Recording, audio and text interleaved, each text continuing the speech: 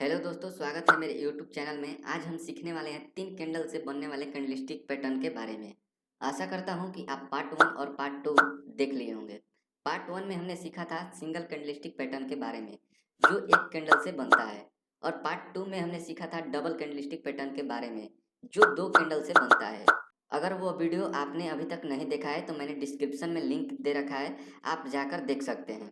तो चलिए इस वीडियो को स्टार्ट करते हैं। अगर आप मुझे सपोर्ट करना चाहते हैं तो वीडियो को लाइक करके चैनल को सब्सक्राइब कर दें। पहला 3 वाइट सोल्जर और 3 ब्लैक क्राउस।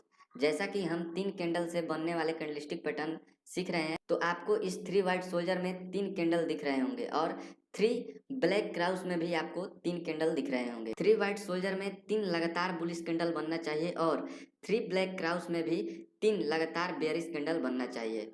आइए दोनों को एक एक करके कंडीशन को समझते हैं। 3 वाइट सोल्जर का पहला कंडीशन की ट्रेंड डाउन ट्रेंड में होना चाहिए और 3 वाइट सोल्जर बॉटम पर यानी सपोर्ट पर बनना चाहिए।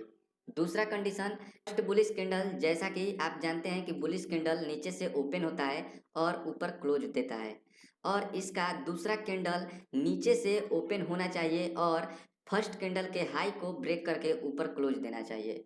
तीसरा कैंडल फिर नीचे से ओपन होना चाहिए और दूसरे कैंडल के हाई को ब्रेक करके क्लोज देना चाहिए। इसमें हमारा एंट्री कहाँ होगा? तीसरे कैंडल के हाई को ब्रेक करके अगर एक बुलिश कैंडल क्लोज देता है तो उस क्लोज पर हम अपना एंट्री बनाएंगे और स्टॉप लॉस 3 वाइट सोल्जर के लो के नीचे रखेंगे। 3 ब्लैक क्राउस। 3 ब्लैक क्राउस का पहला कंडीशन कि ट्रेंड अप ट्रेंड में होना चाहिए और 3 ब्लैक क्राउस टॉप पर यानी रेजिस्टेंस पर बनना चाहिए।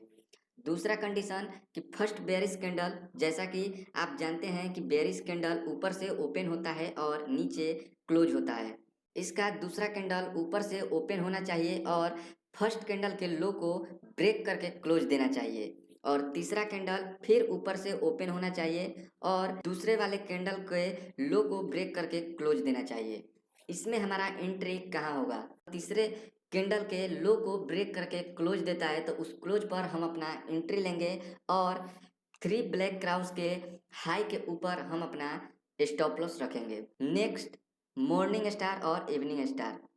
तो आपको मॉर्निंग स्टार और इवनिंग स्टार में 3 कैंडल दिख रहे होंगे। अब बात करते हैं कि मॉर्निंग स्टार और इवनिंग स्टार में क्या देखना होता है, वो आप ध्यान से देखना। मॉर्निंग स्टार की फर्स्ट कैंडल बेयरिश कैंडल होनी चाहिए, जैसा कि आप जानते हैं कि बेयरिश कैंडल ऊपर से ओपन होता है और नीचे क्लोज देता है। दूसरी कैंडल छोटी होनी चाहिए और छोटी कैंडल गैप डाउन ओपन होना चाहिए। इस छोटी कैंडल को हम स्टार कैंडल कहते हैं। ये स्टार कैंडल ग्रीन या रेड दोनों हो सकता है। जैसा कि आप देख सकते हैं कि जो हमारा स्टार कैंडल है, सेकंड कैंडल, ये गैप डाउन ओपन हुआ है और ऊपर क्लोज दिया है। इसके बाद जो थर्ड कैंडल बनना चाहिए वो गैप अप बनना चाहिए। वैसे ही इवनिंग स्टार का फर्स्ट कैंडल बुलिश कैंडल होना चाहिए, यानी कि जैसा कि आप जानते हैं कि बुलिश कैंडल नीचे से ओपन होता है और ऊपर क्लोज होता है, और इवनिंग स्टार का सेकंड कैंडल छोटी कैंडल होनी चाहिए और गैप अप ओपन होना चाहिए। इस छोटी कैंडल को हम स्टार कैंडल भी बोलते हैं। ये स्टार कैंडल हमारा ग्रीन या रेड दोनों हो सकता है। जैसा कि आप देख सकते हैं कि जो सेकंड कैंडल है वो गैप अप ओपन हुआ है पर क्लोज नीचे दिया है, और इसका third candle gap down open होना चाहिए। आइए दोनों को एक एक करके कंडीशन को समझते हैं।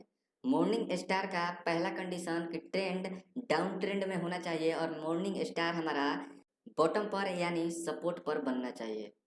दूसरा कंडीशन, मॉर्निंग स्टार का पहला कैंडल बेयरिश कैंडल होना चाहिए और सेकंड कैंडल जो स्टार कैंडल है वो गैप डाउन ओपन होना चाहिए, जैसा कि आप देख सकते हैं कि गैप डाउन ओपन हुआ है, और third candle gap up open होना चाहिए।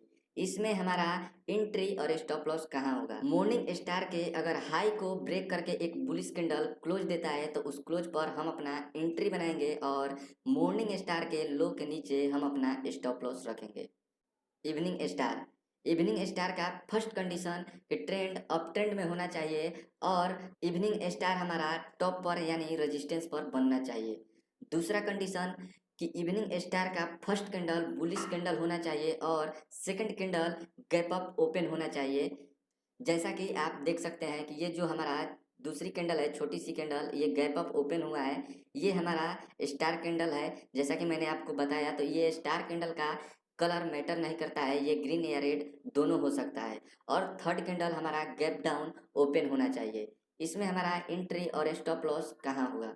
इवनिंग स्टार के लो को ब्रेक करके अगर एक बेयरिश कैंडल क्लोज देता है तो उस क्लोज पर हम अपना एंट्री बनाएंगे और इवनिंग स्टार के हाई के ऊपर हम अपना स्टॉप लॉस रखेंगे। नेक्स्ट, बुलिश एबेंडेंट बेबी और बेयरिश एबेंडेंट बेबी। ये आपको मॉर्निंग स्टार और इवनिंग स्टार जैसा ही दिख रहा होगा। मॉर्निंग स्टार की भी second candle gap down open होता है और थर्ड कैंडल यानी तीसरा कैंडल गैप अप ओपन होता है। वैसे ही बुलिश एबेंडेंट बेबी का भी second candle gap down open होता है और थर्ड कैंडल यानी तीसरा कैंडल गैप अप ओपन होता है। बुलिश एबेंडेंट बेबी का सेकंड कैंडल को हम बेबी कैंडल कहते हैं। मॉर्निंग स्टार में गैप थोड़ा कम होता है और बुलिश एबेंडेंट बेबी में गैप ज़्यादा होता है। काम दोनों सेम करते हैं। वैसे ही बेरिश एबेंडेंट बेबी में फर्स्ट कैंडल बनने के बाद second candle gap up open होता है और थर्ड कैंडल यानी तीसरा कैंडल गैप डाउन ओपन होता है। बेरिश एबेंडेंट बेबी में जो सेकंड कैंडल है उसे हम बेबी कैंडल बोलते हैं। आइए दोनों को एक एक करके समझते हैं। बुलिश एबेंडेंट बेबी का पहला कंडीशन कि ट्रेंड डाउन ट्रेंड में होना चाहिए और बुलिश एबेंडेंट बेबी बॉटम पर यानी सपोर्ट पर बनना चाहिए। दूसरा कंडीशन कि बुलिश एबेंडेंट बेबी का फर्स्ट और थर्ड कैंडल का लो सेकंड कैंडल यानी बेबी कैंडल का हाई टच नहीं करना चाहिए। जैसा कि आप देख सकते हैं कि बुलिश एबेंडेंट बेबी में हमारा फर्स्ट और थर्ड कैंडल का लो में बेबी कैंडल का हाई टच नहीं किया है। तो ऐसे ही कैंडल अगर बनता है तो आप समझ सकते हैं कि बुलिश एबेंडेंट बेबी है। इसमें क्या होता है कि हमारा गैप थोड़ा ज़्यादा होता है। इसमें हमारा एंट्री और स्टॉप लॉस कहाँ होगा? बुलिश एबेंडेंट बेबी के हाई को ब्रेक करके अगर एक बुलिश कैंडल क्लोज देता है तो उस क्लोज पर हम अपना एंट्री बनाएंगे और बुलिश एबेंडेंट बेबी के लो को नीचे हम अपना स्टॉप लॉस रखेंगे। Bearish abandoned baby. Bearish abandoned baby का पहला कंडीशन कि ट्रेंड अप ट्रेंड में होना चाहिए और बेयरिश एबेंडेंट बेबी टॉप पर यानी रेजिस्टेंस पर बनना चाहिए।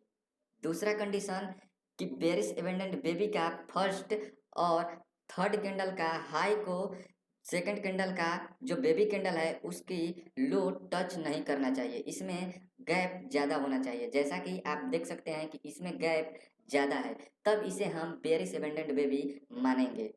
इसमें हमारा एंट्री और स्टॉप लॉस कहाँ होगा? बेरिश एबेंडेंट बेबी के लो को ब्रेक करके एक बेरिश कैंडल क्लोज देता है तो उस क्लोज पर हम अपना एंट्री बनाएंगे और बेरिश एबेंडेंट बेबी के हाई के ऊपर हम अपना स्टॉप लॉस रखेंगे।